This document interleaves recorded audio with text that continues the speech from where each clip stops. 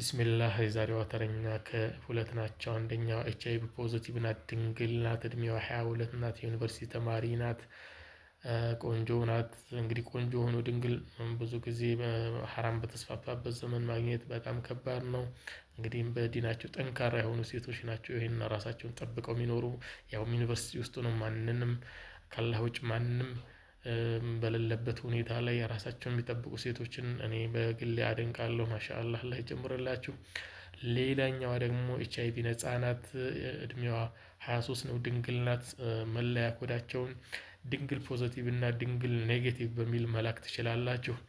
ሌላው ይሄን ስራ ከጀመርኩ በኋላ አንደርስታንድ ያደረኩት ነገር አላህ ሱብሓነሁ ወተዓላ ለሴቶች የትዳር አጋር ስላላመጣላቸው አይደለም። ብዙ ጊዜ ሳያገቡ 40 ዓመት 45 ዓመት የሚሞላቸው ማለት ነው።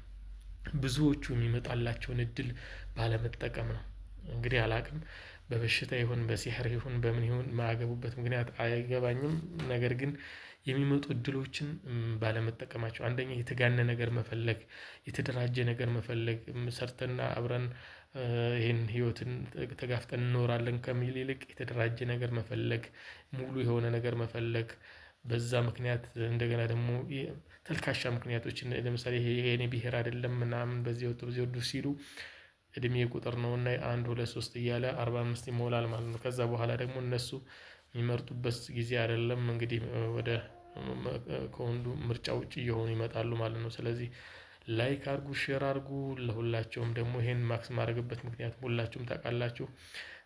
የኔን ቪዲዮ በእንትን እያቀናበሩ በሴት ፎቶ እያቀናበሩ ሰዎች የሚያጭበረብሩ ሰዎች ስለበዙ የኔ ፎቶ መታየቱ እዛ ጋር ለኔ ትክክል ነው ብዬም ስለማላምንም እንዳንድ ለኔም ይመጥናል ብዬ ስለማላምን ነው። ሌላው ላይክ ሼር አርጉ ስላችሁ እኔ ከዚህ ስራ ምንም ህይወቴ ላይ 0.01% የሚጨምረው ነገር አይኖርም። ስለዚህ የሆኑ ሰዎች ህይወት ቢለወጥ፣ የአንድ ሰው ህይወትም ቢለወጥ፣ ለአንድ ሰው ህይወት መለወጥ፣ የአንድ ሰው ችግር መፈታት ምክንያት ልንሆን እንችላለን። ኢንሻአላህ እንግዲህ እንደቀላል ሊሆን ይችላል ላይክ የምታደርጉ፣ እንደቀላል ሊሆን ይችላል ሼር የምታደርጉ።